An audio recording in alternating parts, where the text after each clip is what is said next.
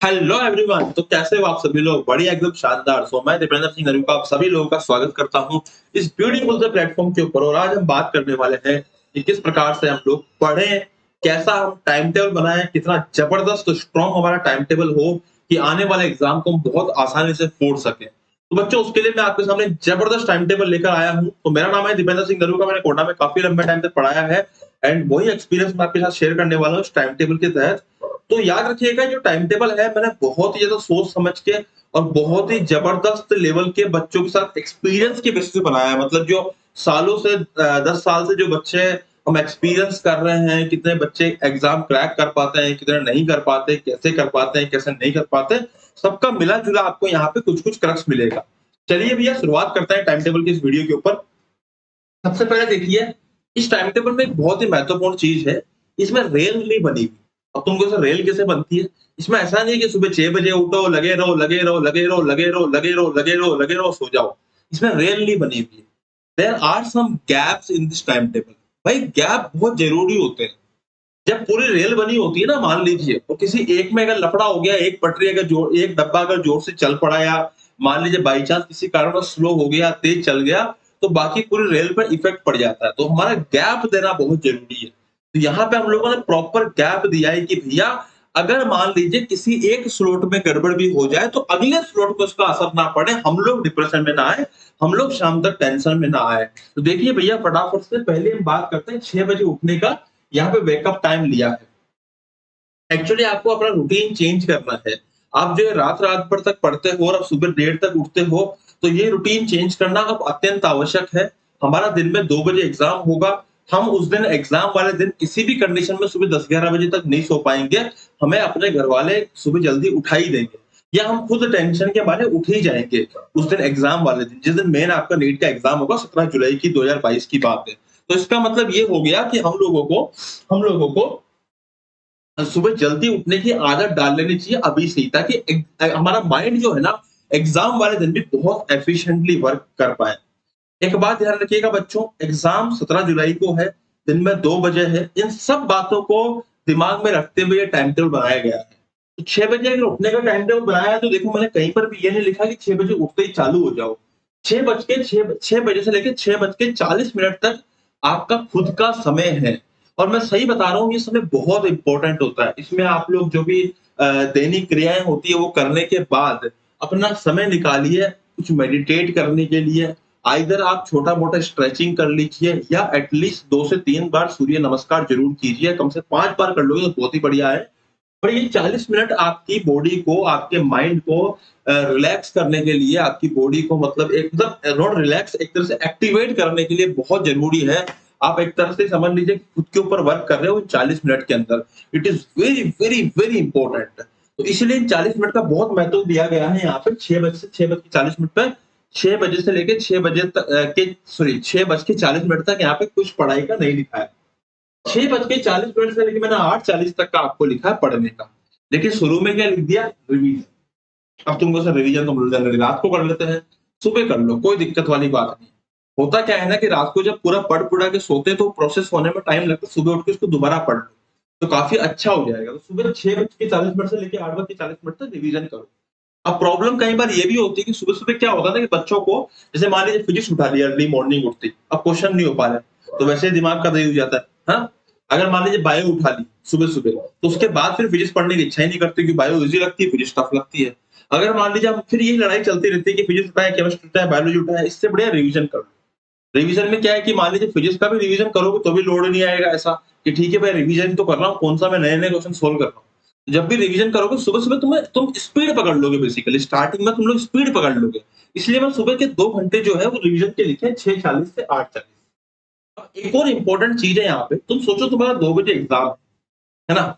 Generally जब हम लोग लंच करते हैं, जैसे मान लीजिए अगर हमने लंच किया 1 बजे, जब भी हम लोग लंच करते हैं, जनरली ऐसा होता है लाइफ के अंदर कि हर एक इंसान को लंच के बाद नींद आती है। चाहे उसको आधे घंटे का पावर नैप लेना पड़े, चाहे उसको 15 मिनट का पावर नैप लेना पड़े, चाहे उसको 5 मिनट के लिए लेटना पड़े या बैठना पड़े आलस के मारे, लेकिन हर एक इंसान को लंच करने के बाद नींद आती है, उसको नींद महसूस होने शुरू हो जाती है। तो अगर आप दिन में लंच करोगे 1 बजे, तो सोचो आपको 2 बजे के आस-पास नींद आएगी। अगर आपका ये डेली का रहा तो आपको डेली 2 बजे के आस-पास नींद आने लग जाएगी। इसका मतलब आपको नीट के एग्ज़ाम वाले दिन भी दिन में 2 बजे के आस-पास नींद आएगी। अब तुम कहोगे सर उस दिन नींद कैसे आ सकती है? उस दिन तो हमारा दिमाग हाई अलर्ट पे रहेगा। उस दिन वैसे हाई अलर्ट पे रहेगा बच्चों कहने के लिए, पर जो दिमाग की आदत है ना, वो उसको लेस एफिशिएंट कर देगी, है ना? ये मैं आपको ऐसे रैंडम नहीं बोल रहा हूँ, रिसर्च बेसिस बोल रहा हूँ। तो एक बात ध्यान रखिएगा कि आपको दिन में 2 मतलब लंच का टाइमिंग जो है उसको शिफ्ट करना है। शिफ्ट करने से बढ़िया है ना कि लंच हटा ही दें लाइफ से। क्यों करते हो लंच भाई? क्यों करते हो? सुबह-सुबह ज़बरदस्ती में हेवी ब्रेकफ़ास्ट करेंगे, दिन में 1 बजे खाना खाएँगे, फिर रात को खाना खाएँगे। अरे चेंज कर लो ना, मोस्ट एफिशिएंट बनाओ ना बॉडी को। तो बेस्ट तरीका क्या है कि सुबह-सुबह ढक के खाना खा लो। सुबह 8:40 से लेके 9 बजे के बीच में बढ़िया एकदम बढ़िया हेवी खाना खा लो।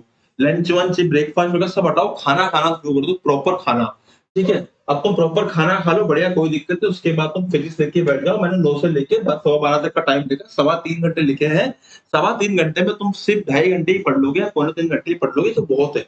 10-15 मिनट तुम वेस्ट कर सकते हो, कोई दिक्कत वाली बात नहीं है। इसीलिए मैंने वहाँ पे खाने का टाइम इसमें ऐड कर दिया है यहाँ पे। अब तुम्हारा हो गया फिजिक्स, सवा 12 बज चुके हैं। अब देखिए सवा 12 से लेके 1 बजे तक का टाइम फिर से फ्री है।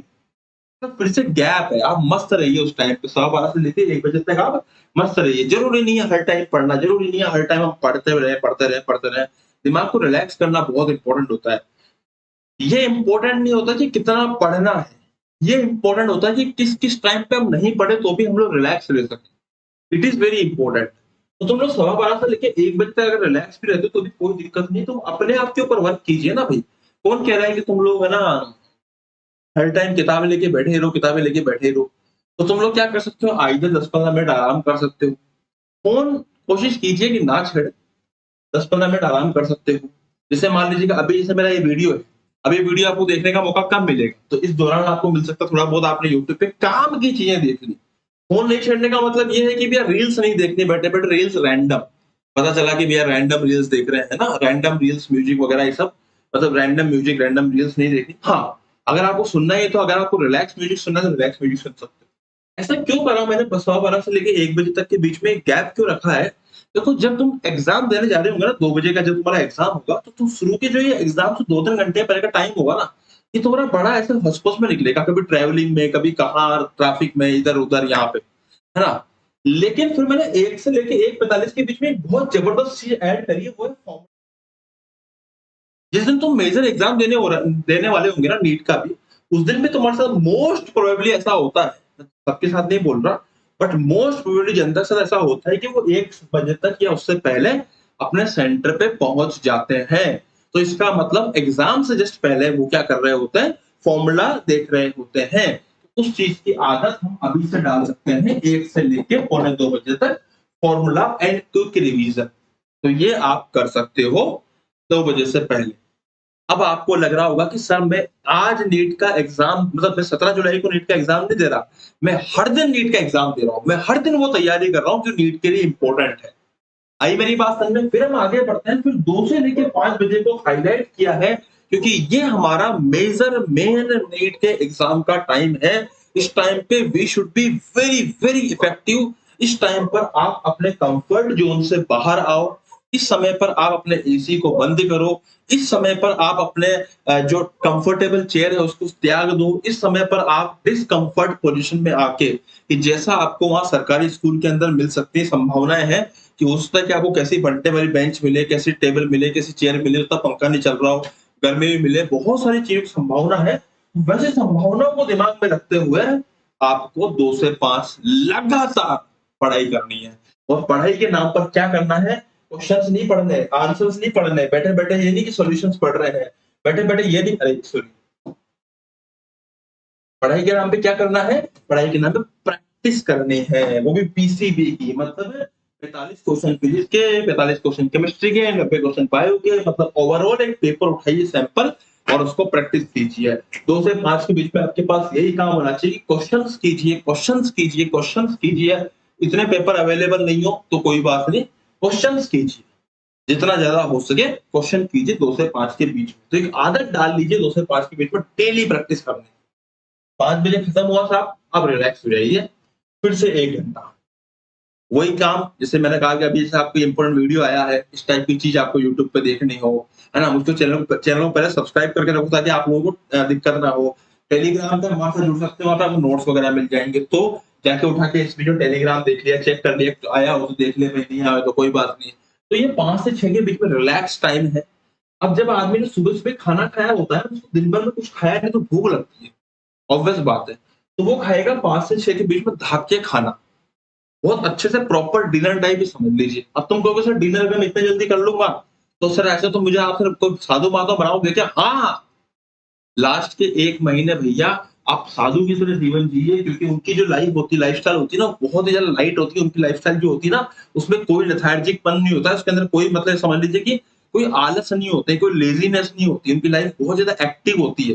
तो आपको उस एक्टिव लाइफ को मेंटेन करने के लिए उस तरह की चीज़ें, उस तरह की साधनाएँ करनी पड़ेंगी, उस तरह से कॉम्प्रोमाइज़ करने होंगे। तो ये 5 से 6 के बीच में अगर आप डिनर भी कर लोगे ना, 6 बजे आप डिनर से फ्री हो। अब मैं आपके उस सवाल का भी जवाब दूँगा जो आपके दिमाग में आ रहा होगा कि सर अगर मैं सुबह खाना खाऊँगा और शाम को खाना खाऊँगा, मुझे 100% दिन में भूख लगेगी। मैं उस पे आ रहा हूँ, टेंशन मत लीजिए ना। देखिए अभी हम बात कर रहे हैं क्या सवा 6 से लेके 9 बजे तक आप क्या कीजिए, मस्त पढ़िए अब केमिस्ट्री। उसके बाद आप 9:30 से लेके 11:30 तक पढ़िए बायोलॉजी। देखो it is not hard and fast कि आपको पहले केमिस्ट्री पढ़नी है फिर बायो पढ़नी है। आप चाहो तो इंटरचेंज भी कर सकते हो। अगर मान लीजिए कि भैया आपका जो सब्जेक्ट है वो केमिस्ट्री टफ है, फिजिक्स ईज़ी है, तो आप केमिस्ट्री को यहाँ शिफ्ट कर सकते हो। It all depends on you. But मैंने जो जनरली नीट के बच्चों की जो फिजिक्स खराब होती है और बायो काफ़ी अच्छी होती है, उसके हिसाब से इसको बनाया है। लेकिन अगर आपको लगता है कि मेरी बायो काफ़ी अच्छी है बाकी सब्जेक्ट से, फिर भी पहले बायो पढ़ूँगा तो ये गलत बात है। पहले फिर आप फिजिक्स पढ़िए क्योंकि आपको सब्जेक्ट तीनों बैलेंस करने, सुधारने हैं। और जितनी मेहनत आपको बायो में करनी है ना बच्चों, उससे ज़्यादा आपको फिजिक्स, केमिस्ट्री में करनी पड़ेगी और बैलेंस सब्जेक्ट के नंबर बैलेंस करने के लिए भी, ये भी आप जानते हो। अब बात आती है साहब कि साहब मैं इतना दिन तक इतनी देर से भूखा क्यों रहूँगा, कैसे रहूँगा? तो भूखा नहीं रहना यार, तुमको भूखा नहीं रहना, तुम समझिए यहाँ पे, जैसे तुम लोगों ने यहाँ पे खाना खाया ना सुबह 8:30 से लेके 9 के बीच में, अब तुम्हारे पास में 12:15 से लेके 1 तक का गैप है। आप उसमें क्या कर सकते हो, उसमें कुछ फ्रूट्स खा सकते हो, उसमें आप कुछ ऐसी चीज़ें खा सकते हो जो मान लीजिए जैसे लेट्स सपोज़ कि कुछ बिस्किट खा लिया आपने, वैसे तो अवॉइड कीजिए पैक्ड फूड तो बट फिर भी ठीक है। और फ्रूट खा सकते हो, लाइट फूड आप खा सकते हो, जितना ज़्यादा लाइट हो सके उतना लाइट फूड आप खा सकते हो। फ्रूट्स खा लीजिए या फिर आप कुछ और भी चीज़ें आप लस्सी-वस्सी पी सकते हो, ऐसा मन करे तो गर्मी का टाइम है पी सकते हो, बट ठीक है। उसके अलावा फिर ये 1:45 से 2 के बीच का टाइम है। टाइम पर भी आप एकदम लाइट फ्रूट्स वगैरह ही खाना है इस टाइम पर, तो लस्सी-वस्सी मत पी लेना है। आपको पता पड़ा है कि 1:45 पे आदमी ने 2 गिलास लस्सी पी ली, अब नींद आ रही है, खर्राटे ले रहा है 2 से 5 की। नहीं, शाम को भी तुमने यही करा, शाम को 9 से लेके 9:30 के बीच में दूध पी लिया, है ना? रात को दूध ज़रूर पीना है। तो ये सब चीज़ें आप कर लोगे तो आपका क्या है कि बॉडी भी ज़्यादा एक्टिव होना शुरू हो जाएगी। आपका टाइम टेबल मस्त वाला बन गया है। आपको फ़ोन का भी प्रॉपर टाइम मिल गया है, आपको रिलैक्स का भी प्रॉपर टाइम मिल गया है। आप चाहो थोड़ा बहुत यहाँ बातें-वातें भी कर सकते हो, 5 से 6 के बीच में आप इधर-उधर फालतू बातें भी कर सकते हो जो चैटिंग-वैटिंग पे करते हो, मतलब आपको सब चीज़ों का टाइम मिल गया। उसके बावजूद भी आपको पढ़ने का प्रॉपर टाइम मिल रहा है। अब मैं क्यों कह रहा हूँ कि आप सर फ़ोन वगैरह इसके बीच में छेड़ सकते हो। देखो होता क्या है ना कि जब हम लोग पढ़ते रहते हैं ना, तो हमारी कुछ चीज़ें फिक्स नहीं होती ना, तो हम रैंडमली कभी भी फ़ोन छेड़ते रहते हैं। बच्चों एक बार फ़ोन छेड़ने के बाद रीफ़ोकस होने में 7 मिनट लगते हैं। तो सोचो अगर आप दिन में एक एवरेज आदमी दिन में 122 बार फ़ोन छेड़ता है, तो इसका मतलब वो कभी वो फ़ोकस्ड रहता ही नहीं है, हमेशा अनफ़ोकस्ड कंडीशन में ही रहता है। इसीलिए कह रहे हैं कि भैया चाहे आप 3-3 घंटे की पढ़ाई करके फिर बीच-बीच प्रॉपर फ़ोन छेड़ लीजिए, लेकिन हर 5-5 मिनट फ़ोन छेड़ने से आपका बेड़ा गर्क हो जाएगा, ये बात ध्यान रखिएगा। इसीलिए ये टाइम टेबल जो मैंने बनाया है बहुत ही शानदार, बहुत ही ज़बरदस्त, बहुत ही शानदार और बहुत ही बढ़िया लेवल का टाइम टेबल है। इसको नोट डाउन कर लीजिए बच्चों और इस चैनल को सब्सक्राइब कर लीजिए। और भी आपको पावरफुल वीडियोज़ चाहिए तो मुझको कमेंट बॉक्स में ज़रूर बताइए। Thank you so much. Happy learning. जय हिंद, जय भारत।